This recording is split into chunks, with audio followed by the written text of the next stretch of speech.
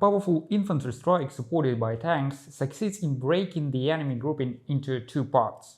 After a series of fierce battles, Ukrainian forces liberate Mariupol, and pro-Russian forces in the north leave Slavyansk, Kramatorsk, and Debaltseve. But on the 24th of August, after powerful artillery preparation, Russian units go on the offensive again. No, these are not reports from today's front. These are events of a truly forgotten war in Europe. The war that started the Russian invasion.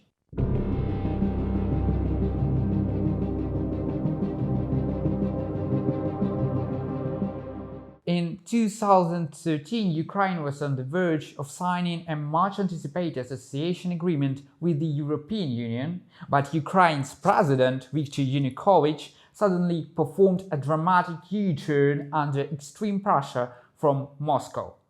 This move provoked protests which were called the Revolution of Dignity. Following a heavy-handed crackdown on protesters, the movement spiraled into struggle for the future direction of the country, with many seeing it as a choice between democracy and European integration versus authoritarian isolation and return to the Russian orbit.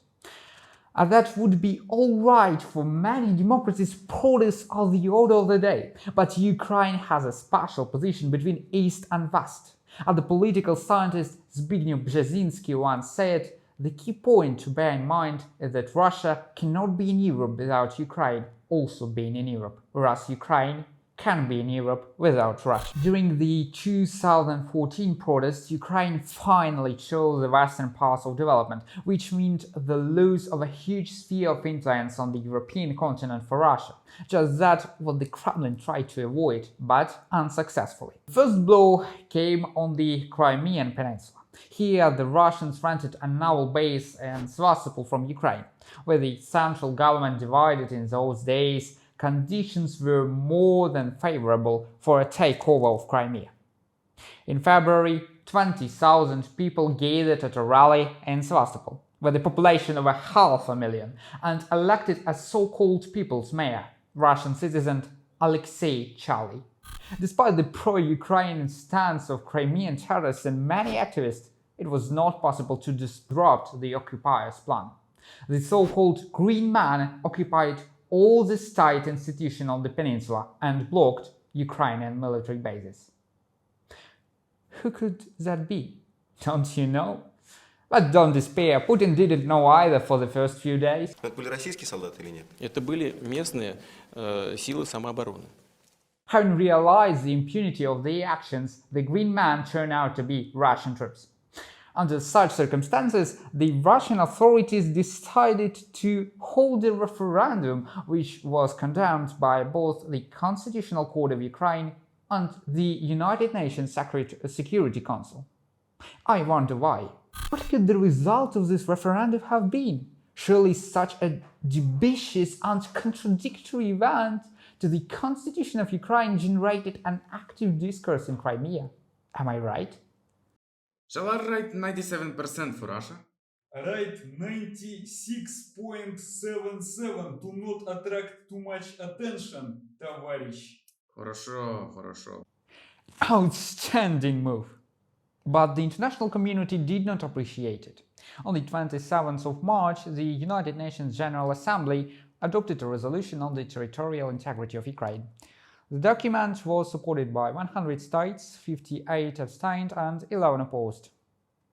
At the same time, rallies against European integration began to break out in many eastern Ukrainian cities. The protest would have ended peacefully if it had not been for the Kremlin's desire to play geopolitics and form a member of the Russian special services, Girkin or Strelkov.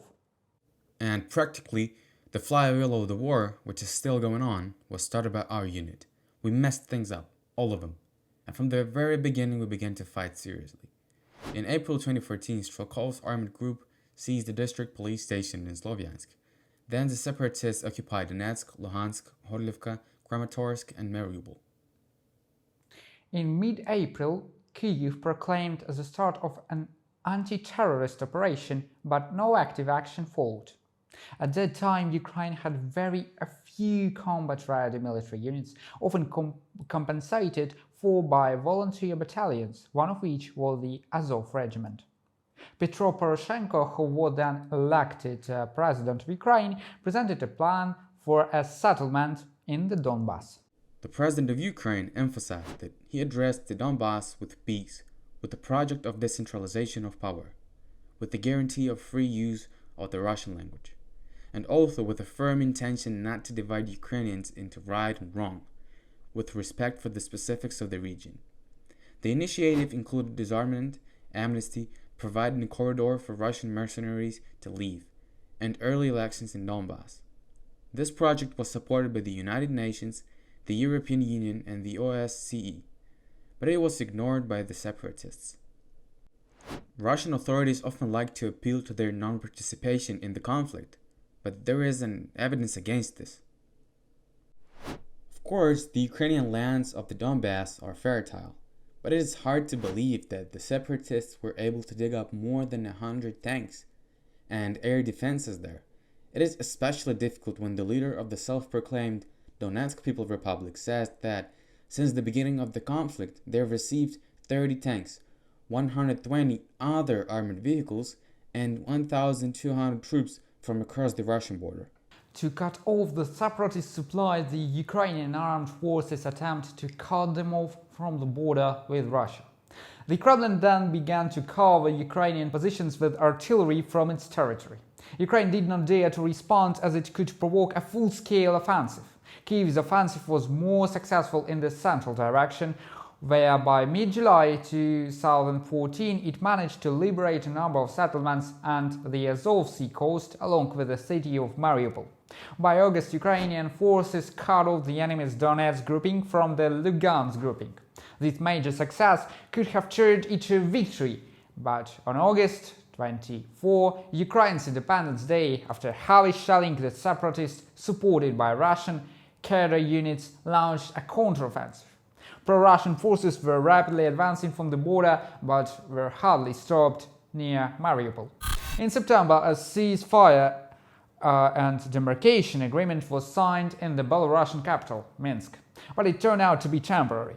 In early January, the conflict flared up with a renewed vigor. The separatists advanced to the line of contact and dislodged Ukrainian troops from their border positions. The silence regime was disrupted. There were fierce battles over Donetsk airport, which Ukrainian forces managed to hold for 242 days. In February, the main fighting took place near Debaltseve. The Ukrainian counteroffensive near Mariupol was successful as well. On the 11th of February, new negotiations began in Minsk. As a result, the parties reached a new ceasefire agreement. But for how long?